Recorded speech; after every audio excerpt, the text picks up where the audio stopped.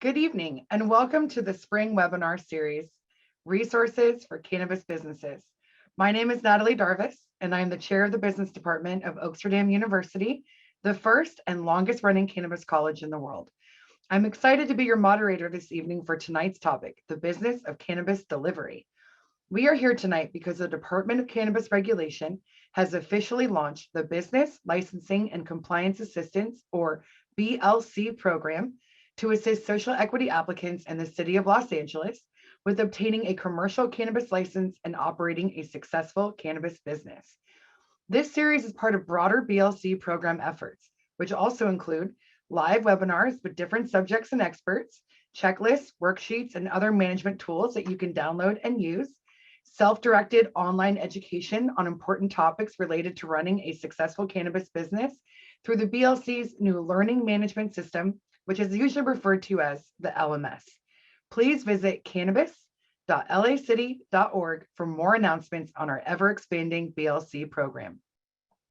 As part of the city's social equity program, DCR has launched the BLC LMS portal, where you now have access to these recorded webinars, in addition to online courses and digital resources made especially for you.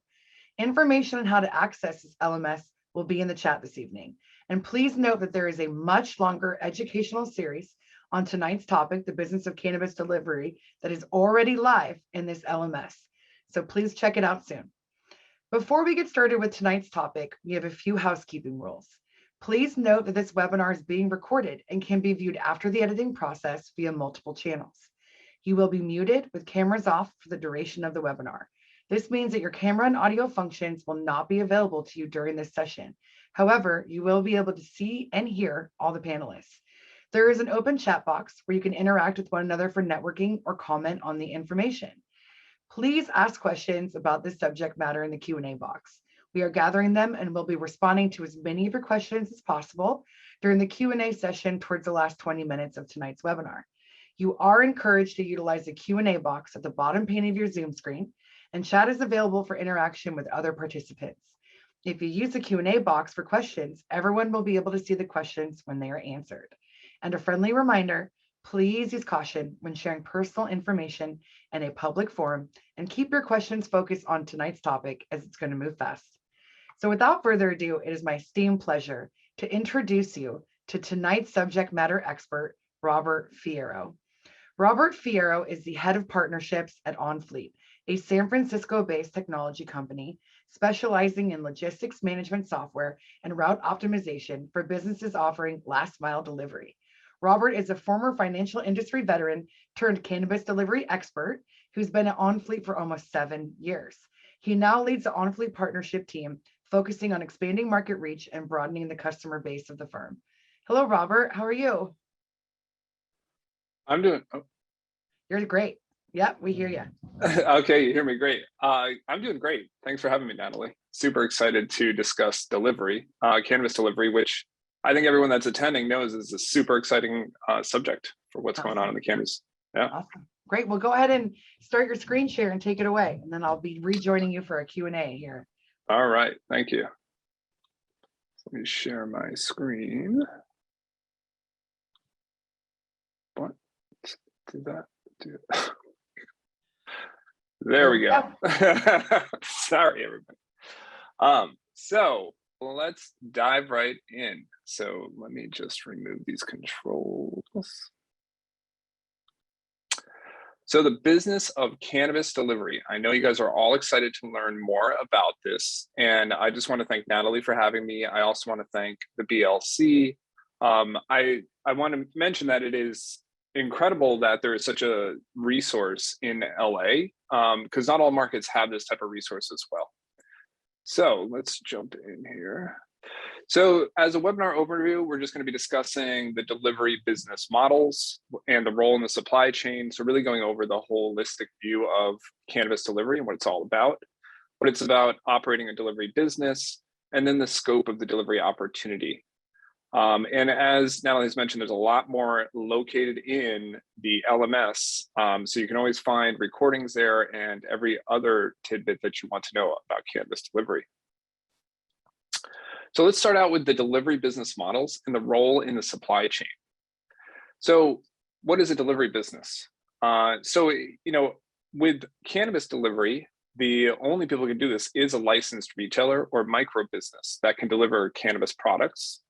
And to do that, there are two different types of businesses. There's a storefront business, which includes a dispensary and delivery, and then there's a non-storefront business, which has delivery only.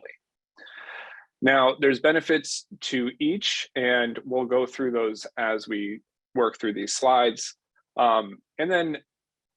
So let's look at that. So the retailers are the link between the rest of the supply chain and the end customer, and that's what you guys are. You guys are cannabis retailers. So what that means is that customers come to you to purchase the end product. And with that, delivery is a discrete option for customers who are not able or willing to visit a brick and mortar store. So one of the benefits of delivery is for customers who still feel stigmatized around cannabis or do not want to be recognized as a cannabis user, this is a great way for them to explore, to purchase, to be involved in a discrete manner. Now, with the business model, and that's how you make money, so that's what a business model is. There's a delivery business model, so there's the sale of cannabis products to the end consumer, and in the delivery business model, the sale is completed at the consumer's home. So that's a big differentiator between a retail business and a delivery business model. But do remember that retail businesses can also have delivery components. Now, some of the model features are that they're competitive for delivery. It's also more popular among younger consumers. And compliance can be harder than a storefront because you've got drivers on the road, which are creating risk. Now, there's a number of ways to reduce that risk. That's through the use of logistics software and also telematics devices and other pieces that can be included in this. And I think we'll touch upon that as we go through this as well. But you should also note here that in this little chart that there are different age ranges that really focus on delivery. And you'll see that that 30 to 34 age group has the largest amount of delivery users, and that's 20.83%. So if you are going to focus on delivery, one of the things that you can focus on is marketing to a certain age group to make sure you're creating the biggest impact. Now, within delivery, there are two different delivery models. And I get to talk about this all day long in my job, so love both of these options. So the pizza shop model is where orders are prepared at the licensed premises, then delivered to the customer. Now, what that means is that you can have a number of orders, batch them together, and a driver can leave, go out, perform a route of deliveries, and then return back to resupply. Now, there's some benefits to that. You can schedule those orders, so it's a lot easier. And then also customers are aware of when their delivery times are. But there's also an additional model, which is in California, and I think only a couple other states, and that's the ice cream truck model. Now, the ice cream truck model is very interesting because it allows you to have a kit in the vehicle. And then using that kit, you can then be driving around. And once an order is received, you can then drive over to that customer and deliver. Now, one of the great things about the ice cream truck model is it can decrease the delivery time. And a lot of the times you'll find out that customers are very interested in receiving their products in a fast manner. And sometimes the ice cream truck model is the best way to do that. And just imagine the more orders you can do an hour, the more money you can make. Now, on top of that, there are hybrid models. So you can have a delivery service that runs a pizza shop model. And then once the drivers are out there on a route, they can then have a kit in the vehicle and then run the ice cream truck model once they've completed that route or in between routes. There's a lot of great ways to do this using software. So do keep that in mind, that that's going to help you organize this hybrid model. Now, there are a lot of required competencies that you're going to be looking for from your team when it comes to delivery.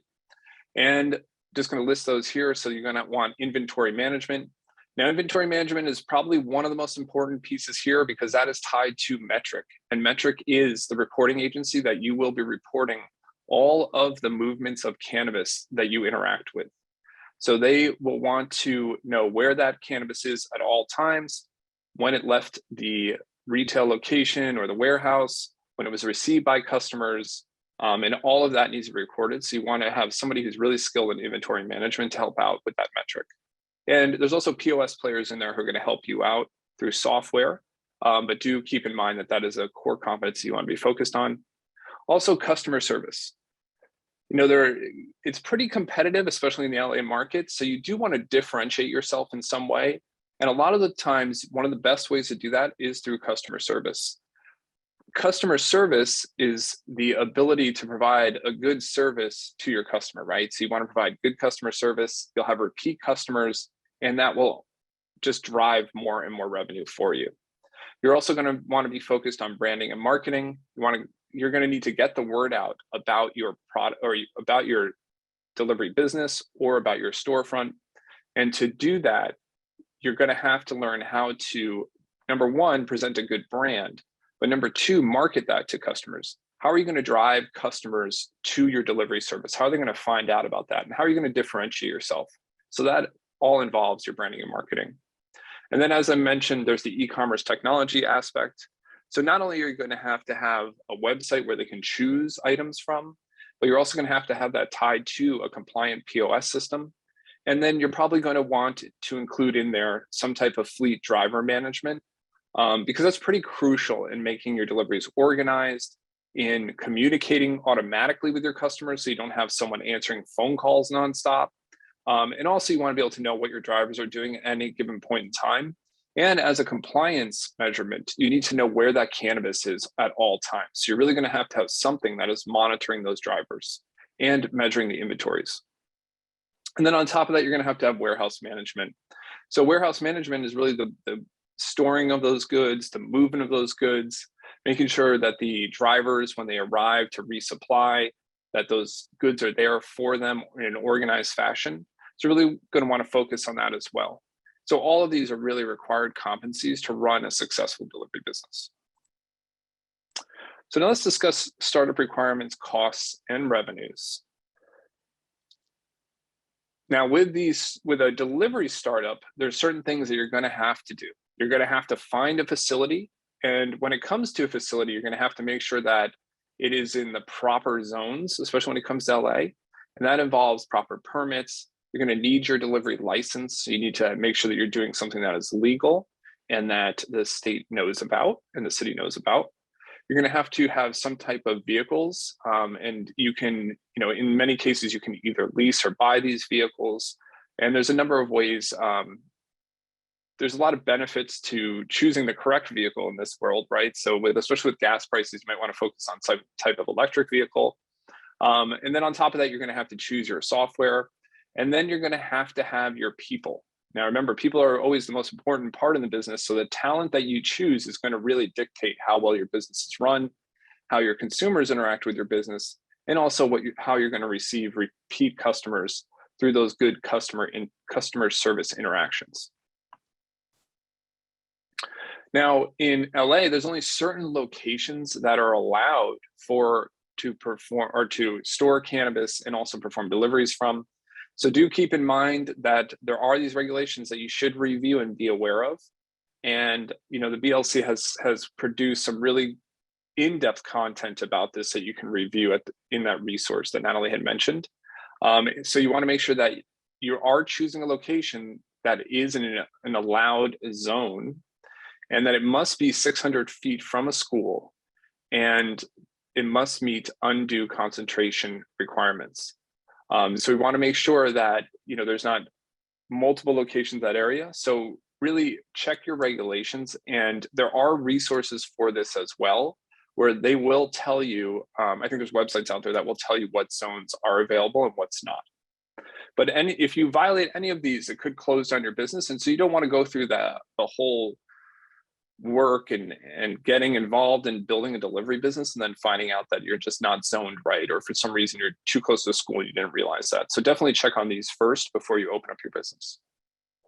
And so to go deeper into that, the facility requirements, it must meet all the retail premise requirements except those which apply to customer access.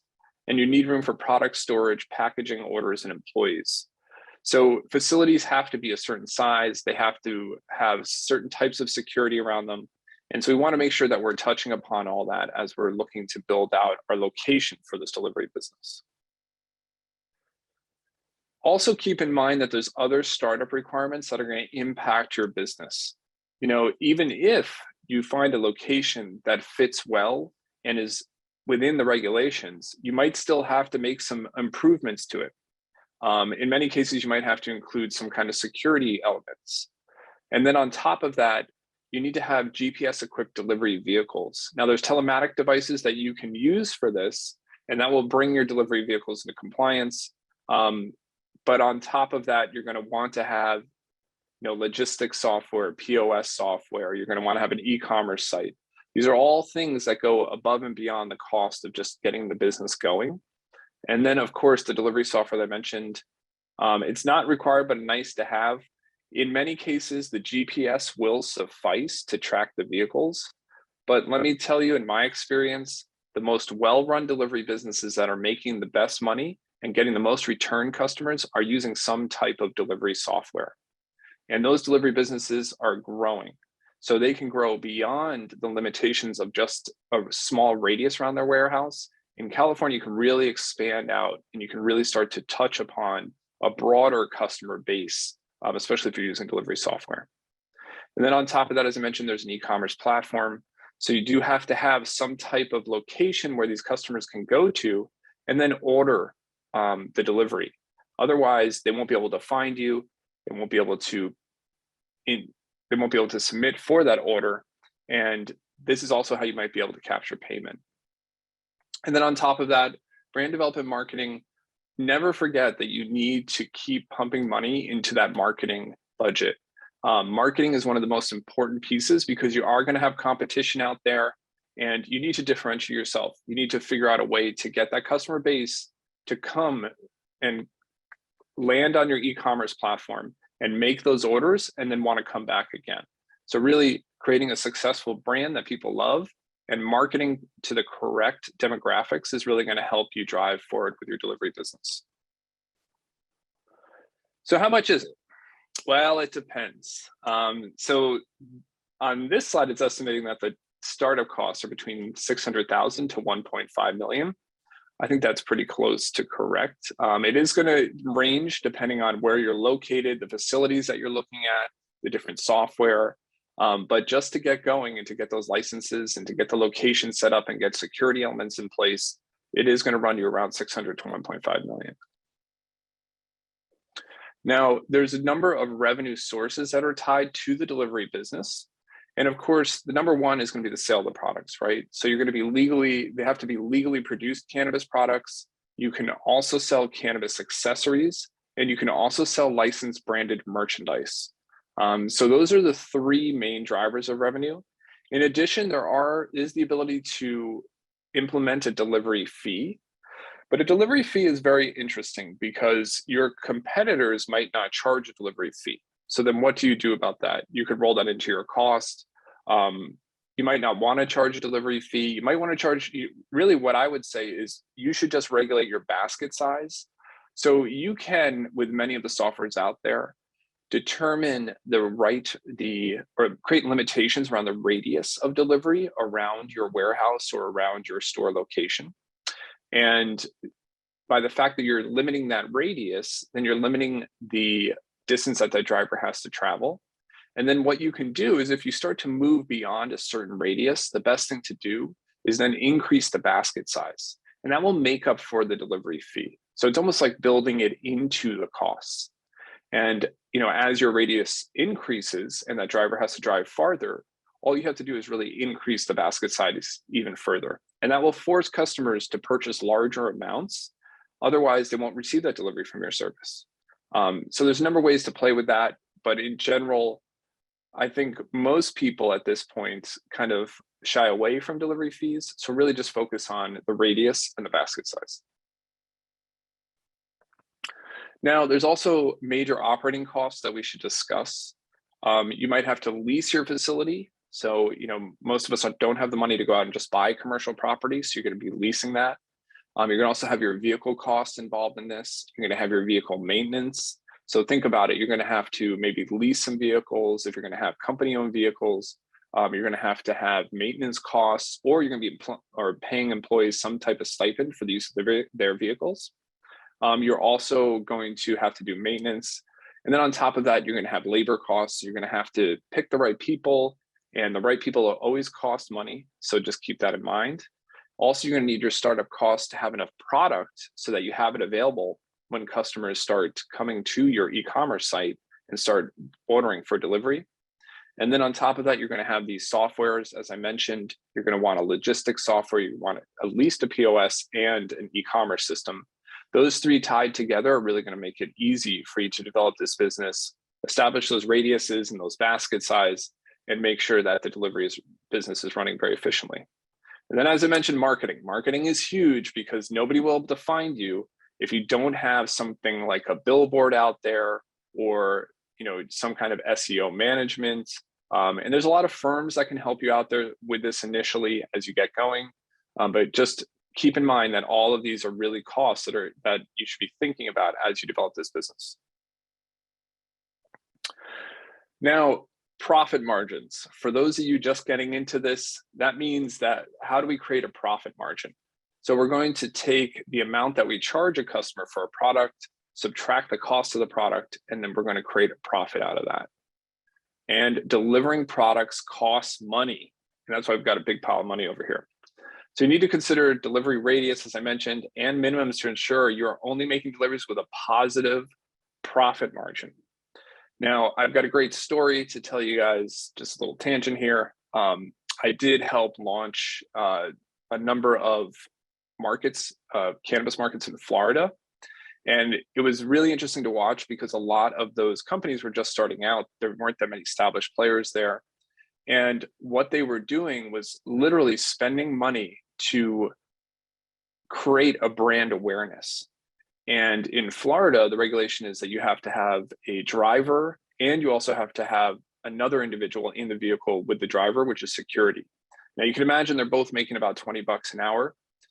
They then, because there were such a limited amount of cannabis operators there, these drivers would sometimes drive 4 hours out to do a delivery, and they weren't managing basket sizes appropriately. They weren't managing radiuses appropriately. So they were actually losing money on each delivery. Now that is exactly what we don't want to do. So we want to make sure that you are setting the correct radiuses and the minimum basket sizes for those radiuses to make sure that it's always profitable. Now, the scope of the opportunity.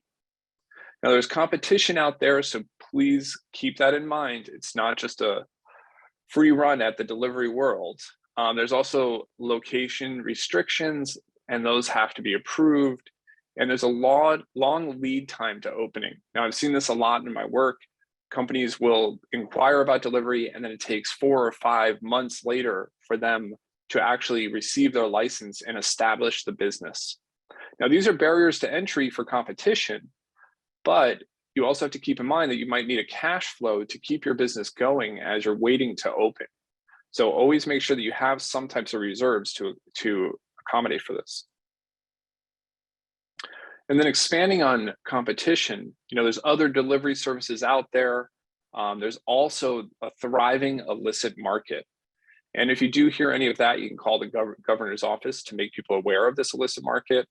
But the black market is still there, so you do have to keep that in mind.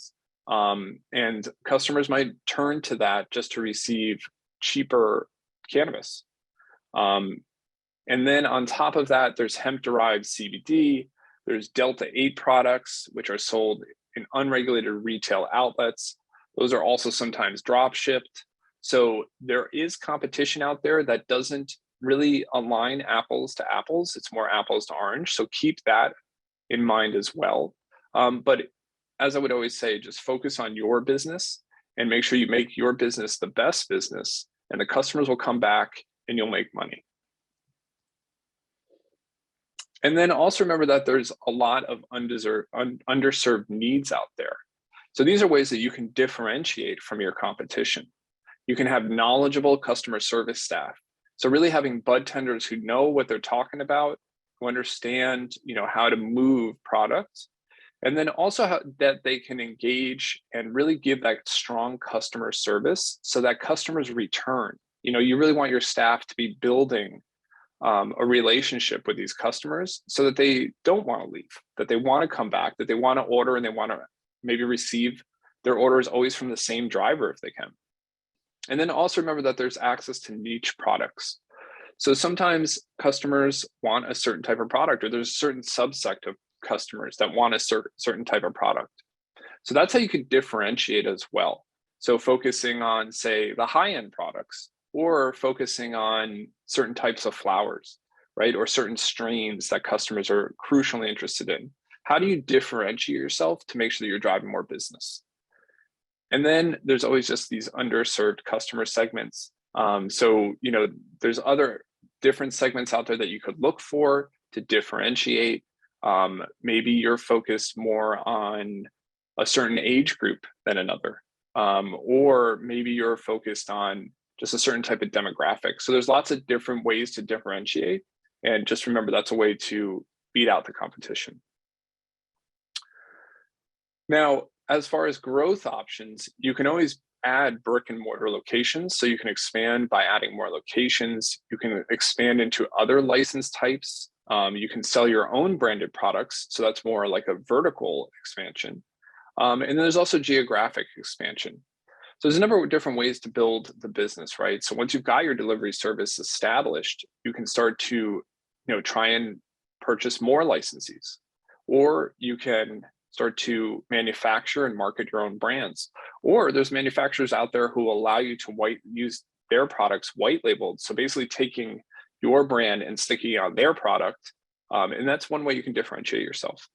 And then, as I mentioned, the basket size element and the radius around your business is a great way to have geographic expansion. That's where I see some of the most successful delivery businesses just expanding further and further. And the ice cream truck model is one way to do that in a very effective manner. Now, let's talk about the market. So when we talk about market outlook, that's really when we're talking about the cannabis industry as a whole. So customers are going to increasingly expect delivery options. The delivery market is expanding. There's a huge focus on cannabis delivery because it's the easiest way. It cuts down on this sole stigma around cannabis. People can privately purchase what they want and experiment with different types of products. So, and not only is this happening in the cannabis industry, right? But since COVID came along, the world has really turned into a deliver or die world. You need to have some type of delivery element. People are expecting it. And then on top of that, you can always find a theme or a niche. And then, as I mentioned, you want to make sure that your business is very successful, that it's being very efficient. And one way to do that is to make sure that you have accurate ETAs when you're doing your deliveries. Now, ETA means estimated time of arrival. And in my world, this is crucially important. We want to make sure that when we tell a customer that we're going to be there at a certain time, that is a promise to that end recipient, that they know that you're going to be there within that certain range that you've told them or that time, and that they can trust you. Now, trust can only be built over time. So the more and more accurate you are about your deliveries, and the more you can predict them, the better it's going to be for your end recipients, and the more likely it is they're going to return back to your business over one that isn't able to provide accurate ETAs. Now, not only is this important for your customers, but this is important for your business as well. You do not want to send a driver out, say 20, 30 minutes out to perform a delivery to a customer, and they are not there. Now, this is where logistics software comes into play. It will alert customers as those deliveries are happening, and it's really become commoditized. We're so used to it from Amazon, or we're used to it from other providers of delivery out there, that it's expected, especially with the Uber and Lyft generation, right? They expect to be notified as drivers are coming and going and understand when that driver is going to arrive. So this is super important to make sure that you are providing an accurate ETA and you're living up to that. Well, that went faster than I thought. So no, that was great. That was like a crash course on cannabis delivery. I loved it. You can go ahead and stop your screen share, and I got a bunch of awesome questions from the audience to give to you. So our first question is from B. And they've noted that they've been looking for a storage space in Los Angeles for over 9 months with no luck at all.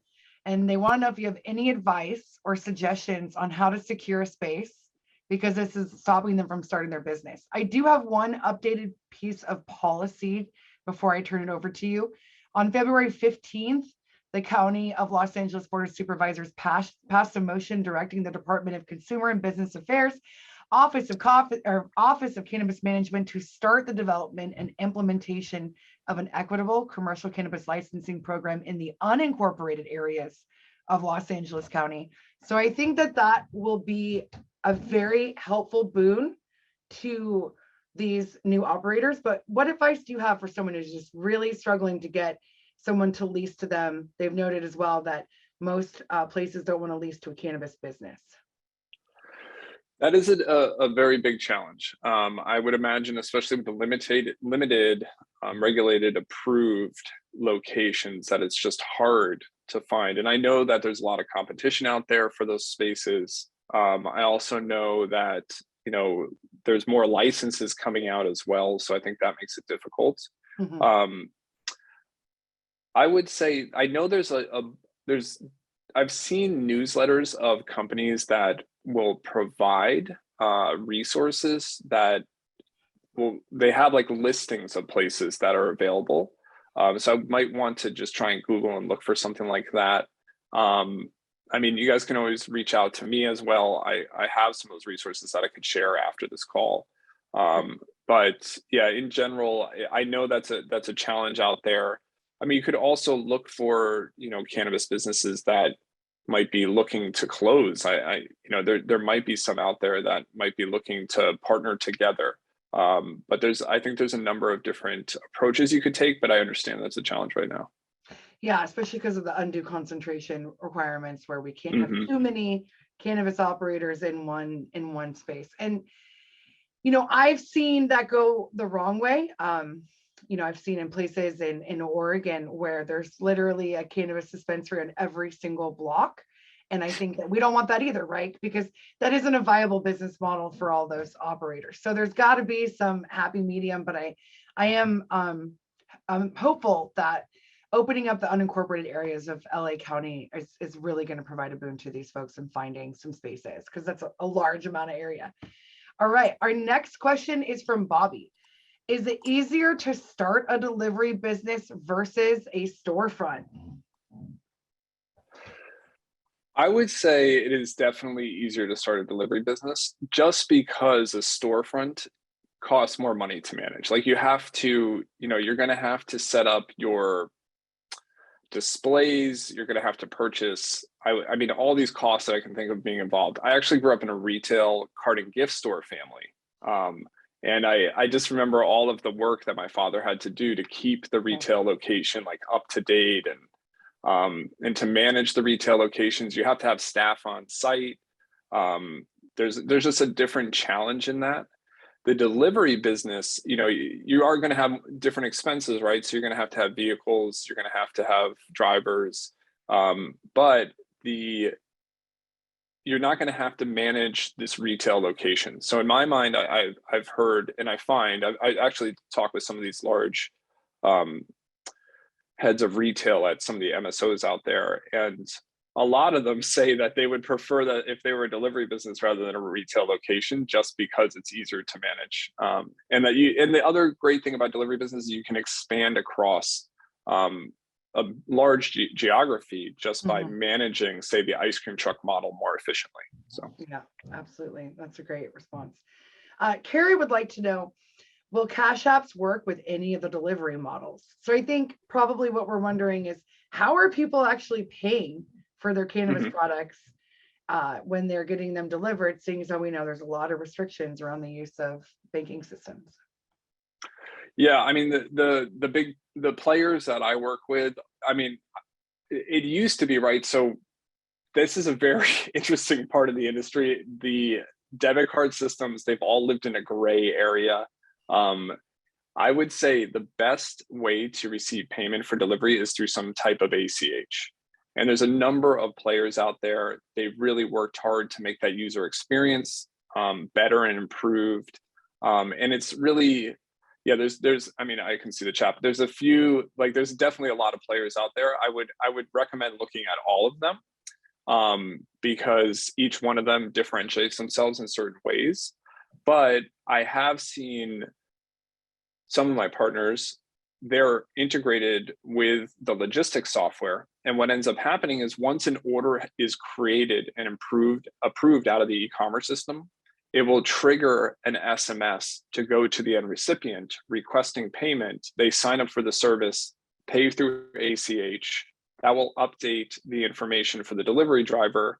And then they know once they're arriving that that payment has been made. And it's a lot easier process. They just look at your ID, pass you the items, and then you're on your way. Because sometimes, there's a lot of different delivery services might have a card reader, they might have other elements, but that takes more time. And especially if you're running a delivery business, you want to cut this down minutes, like down to, you want that driver arriving and spending a minimal time with that customer that they can. Obviously, you want them to provide a great service, but you don't want them stuck there fumbling around trying to do a payment device. You would prefer if the customer has paid ahead and then you just arrive, drop off the items and leave. And that's going to save you time and money every time. And for those folks out there that don't know what an ACH payment is. Oh, sorry. No, that's okay. Yeah. It's an automatic clearinghouse. And what an ACH means, I used to actually be in retail banking, as mentioned. So know this way too well. So ACH is basically the ability for you to provide your bank account information for a business to go in and just take a debit out. And it's just a quick way to get that transaction done. It's very secure nowadays. And it's an immediate transaction and will make the payment. Great. All great answers. Okay, Jason would like to know, is it required that a company owns or leases its own vehicles to obtain licensing? So if you are starting a new cannabis delivery business in LA, do you have to own those delivery vehicles? Or I'm assuming, could your employees use their own vehicles? I'm going to ask you now to double check this, but my understanding is you can have both. So you could have employee owned vehicles, but they just have to be, they have to have GPS tracking inside of them. And you should be paying some type of stipend to that employer for the use of, or employee for the use of the vehicle. And then on top of that, there is a lease option. So you could lease vehicles and then have them as employee owned vehicles. There's certain tax considerations that you should talk to an accountant about. But some cases you can take the depreciation of the vehicle and write that off your taxes. So, no, that's really a good point. And just to prepare for this question, because it was quite a nuanced one, I did comb through LA rules and procedures. And what I'm saying is that you can have an independent courier deliver, but there's going to be a lot of, rules around that. And, obviously it's all the security considerations, the locking trunk. There's so many things that you need to know about what those vehicles, storage capacity is for safe cannabis handling. And fortunately for everyone here, we have many other series that cover this topic. We have a series on security and we have a series on transportation and delivery. And I think that it covers all of that at great detail. So it's right now in the LMS, and also there are some recorded webinars in there on those topics as well. All right, next question. This is a good question from Carrie. How do you address security concerns for the ice cream truck model? So I would say when it comes to the ice cream truck model, you should definitely have a telematics device installed in your vehicle. I've seen where some of these telematics devices and partnerships that we work with, they've created this process where every single time a driver goes into the trunk, it triggers a camera so that it's recorded any of the product being moved out. I would also say, that those drivers are trained and aware of certain procedures that they should take around the end recipient approaching the vehicle, that depending on the neighborhoods that they're in, they should just be more aware. But I think that it's really a training issue. So I think telematics devices, having a logistics software is huge, right? So your driver is continually connected to their phone. And there's a lot of hands-off things, so I don't want to say that it's making it insecure as they're driving, but they'll have that ability to communicate directly with a dispatcher if they need to. Yeah, and then in general, I think if you've got the cameras, you got the training, and you've got the software, you're going to reduce the chance of some type of malicious intent against that driver. But it still happens like that. It's something right now where, and then also keeping vehicles unmarked. I know some businesses want to put their brands on vehicles. Sometimes that, can be an added benefit, but in this case, especially as I think California is increasing the amount of value that you can hold inside of an ice cream truck model pretty soon. So these vehicles are really going to be like these warehouses on wheels. So you do want to be aware of that. And in some cases, you just want to make sure that they're trained and aware. No, that's great. Crime prevention through situational awareness is what our security expert always says. And I believe right now that the amount, because I know this question was asked too, how much, how much value of product can you have in the vehicle? Right now in LA, it's $5,000. And so that's something to think about. And, the state may change their rules, LA may change them or they may not. So it's always important to stay abreast of the current rules and procedures in Los Angeles around the value, the cash value of the amount of cannabis products you have in your vehicle. Someone missed the beginning part of the webinar and wants to know what the ice cream truck model is one more time. So let's get our pizza delivery versus ice cream truck model out there one more time. Okay, so when we think about it, right, at a pizza shop, the pizza has to be prepared. At that same time, there might be more orders coming in. So eventually, a pizza delivery driver will have 3, 4, 5 pizzas that they're going to go out and perform a route, complete those deliveries, in the best sequence possible, and then return back to the pizza store to then resupply for more pizza. The ice cream truck model is a little bit different, where if we were still talking about pizza, it would mean that as the driver is driving around, the pizza is cooking in the vehicle and then they're going to drop it off. So in cannabis, it allows you to have a SKU of products inside the vehicle. And some people will call it a warehouse on wheels model. So that's a good way to look at it as well. There is a warehouse of inventory in that vehicle as you drive around. And what you can do with these e-commerce systems is they're aware of these kits, right? So they can tell the consumer as they're ordering, as a vehicle is coming by, that this certain inventory is in that vehicle. When you order, that vehicle is going to get to you faster. And so in some cases with the hybrid model, they're having drivers go out in a route, and then they also have inventory in the vehicle. And then depending on what the customer is interested in, if they want something immediate, they might be able to take from the ice cream truck menu. But then if they want something that the vehicle doesn't have, they could then go order that and then wait for the pizza delivery, where the vehicle goes back to the warehouse, picks up those items, then comes and performs the delivery. Great. I hope that's clear. No, it's super clear. Okay. Yeah, no, it's a great way to articulate. Like, it would be really confusing if you didn't have this sort of metaphor to work around it, so it's great. All right, awesome. Next question. Your bio said that you were a specialist in last mile delivery. What exactly does last mile delivery mean? Yeah, the logistics world is very broad. So there is first mile, and first mile sometimes is considered like long haul. Then there is middle mile, and that's really between distribution centers. So when you think about it, a product is produced somewhere. It's then brought usually a long distance to, say, a cross dock. When it's brought to a cross dock, it's then split up into smaller vehicles and then sent out to distribute into cities. That last mile is really from like a cross dock into a city. A lot of times you can think of sprinter vans or grocery delivery.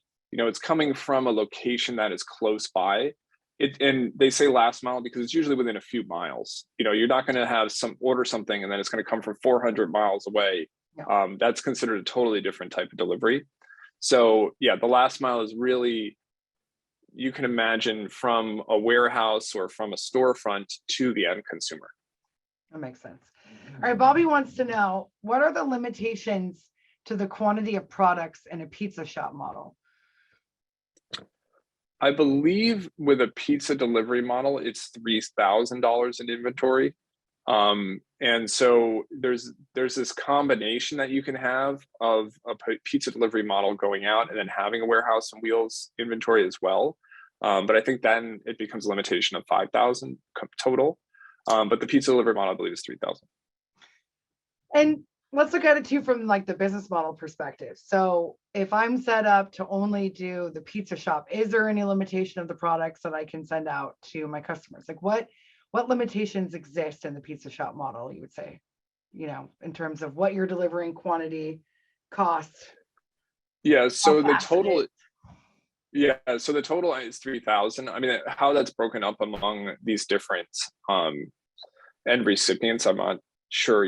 Everyone might order different amounts. So you could have like 20 customers and they're ordering small amounts, or you could have like 5 customers and they're ordering large amounts. So it's going to differ within there. Other limitations, I mean, the only other limitation is you really have to drive back to the warehouse to resupply to then go and perform another delivery. So when you think about it, the vehicle going, that's what they call a stem route. So our stem task would be from the last delivery of the route back to the warehouse, or from the warehouse to the first delivery. So you're going to have to start accommodating for that if you're doing the pizza delivery model. Whereas the ice cream truck model, the vehicle is just out there driving around. So it just creates more efficiency. Great answer. Do you think that the future of cannabis sales, especially as customers become more sophisticated about cannabis products, will be delivery? Like, do you think this will end up being the predominant sales method? Like, as we have a customer base, like it's more increasingly knowledgeable about cannabis? I think it is the future. I mean, and it's not just because of cannabis, it's because in every other type of product that we order, we're getting it delivered, and I think COVID really pushed that forward quickly. Dinosaur industries like grocery, who take forever to change, they instantly had to change overnight. This is really the Amazon effect in a lot of ways. Amazon has proven that, if you create micro fulfillment centers, you can do hyper local delivery. And most people now are so used to having Amazon Prime and delivering, and it's there the next day, or it's delivering the same day, that delivery is definitely king. And, we're also going to have the emergence of robots and drones. Like, there's a lot of things coming that are just going to increase the usage of delivery. And, people are not, and because of COVID, people aren't centralized in cities anymore. A lot of people are now moving out into more rural and suburb areas, and they still want the same products. And the best way to do that is through delivery. That makes sense. I think, I think you do lose out on potentially of the interaction with the client. Are there ways that you could maybe try to compensate for that through your website or through phone calls? I mean, a lot of times people place their delivery orders over the phone, right? So what are ways you think you can compensate for like that lack of touch with the customer in the delivery space? Yeah, I think creating a unique delivery experience is crucial. And that's either through the training of your employees or through your e-commerce site. So e-commerce sites are incredibly important nowadays in cannabis. You need to differentiate yourself somehow. And there are a lot of delivery services out there. So how do you do that?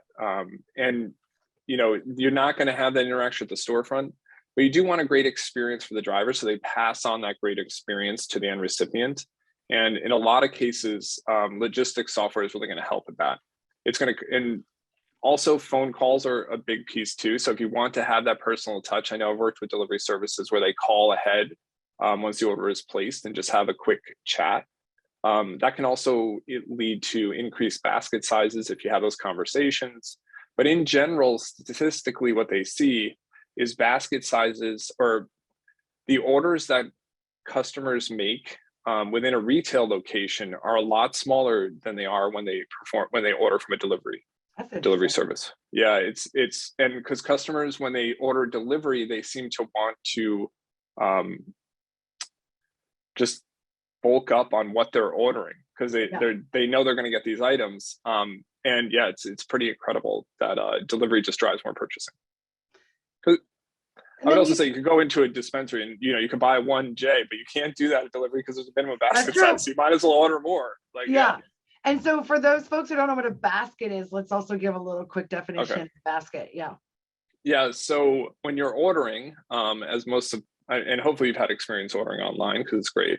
When you go on there, there is a little basket usually that you are, when you're picking items off of an e-commerce site, it then loads it into a basket, and then you purchase that basket of items.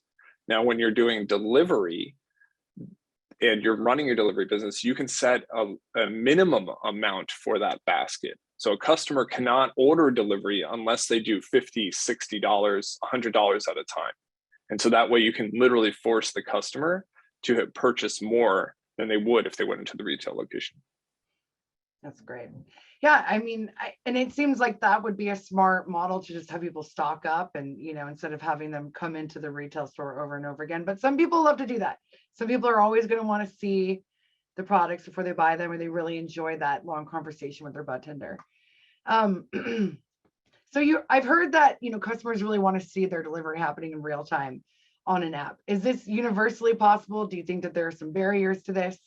You know, I know there's different software providers, but do you think that's pretty much essential at this point? Do you think there's a lot of service providers for that? Maybe not. I think it is essential. There's not many service providers catering to the cannabis industry when it comes to this. There are really only a couple of players in it. And that's just due to maybe the nature of the cannabis industry maturing, or just companies not interested in catering to cannabis right now. But I do feel at this point that all the services would need this. Customers are so used to receiving a tracking link. And I'll tell you this much: when 10DLC hit the first round, and for those of you that aren't familiar, 10DLC is regulations around SMSs in the cannabis industry. Mm-hmm. It shut down a lot of the messaging that was happening for the delivery services as things were trying to be figured out, and there's just regulations around it. So there's keywords that can't be used with cannabis when sending SMSs. Okay. So this shut down the SMS portion of the delivery services. And I myself, I was ordering delivery, right? And so when I ordered the delivery, I'm so used to receiving this text and receiving the tracking link, and all of a sudden I got nothing. So then I'm calling the delivery service, but now they're inundated with phone calls. So now you're getting delays on the phone calls being answered. And so, and then you know, if you're using software, you don't have to have a person usually answering phones, because they're going to see the status updates. They're going to be able to track the driver. All these things are happening. They're interacting with the driver directly. And so it is definitely crucially important to make the deliveries more efficient, to cut down on the wait time for the driver. There's a lot of the times, if there's logistics software involved, it is really a just-in-time delivery. So a lot of the times when I order delivery, I'll get my tracking link, I'll get my driver arriving message, I'll know that my driver's arriving, so I'll go outside and meet the driver.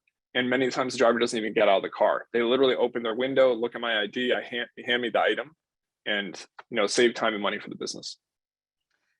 That's super interesting. It makes total sense. And like these movements that happen in regulations, these shifts, really being able to adapt to them quickly is the mark of a successful cannabis business. That's for sure.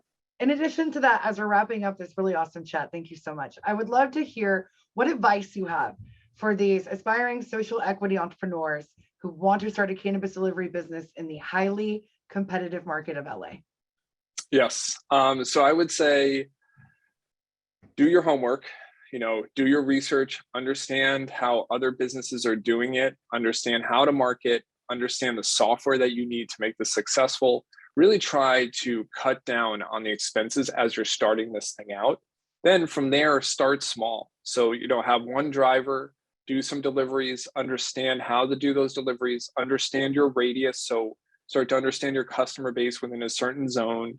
And then from there, as you understand the operations, get the processes in place, then you can start to expand. You can increase your radius, add more drivers, do it in a really intentional manner so that you're cutting down on your costs. And and one big focus too is also you can focus on the profitability of a driver, right? So what is the cost of that driver? What is the cost of the vehicles? What is the cost of running the business?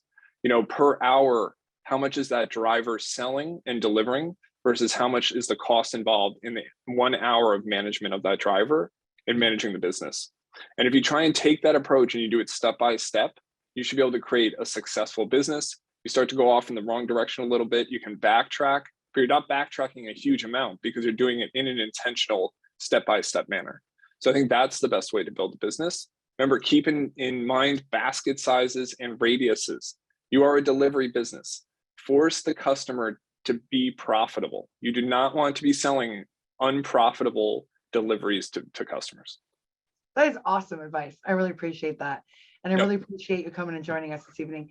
And remember that we're going to be hosting office hours with Robert every Friday. And I'm about to tell everybody about more about that offering and more. So thank you for attending this webinar this evening. The full course for this topic is already available in the LMS for you to get more detailed information on tonight's subject.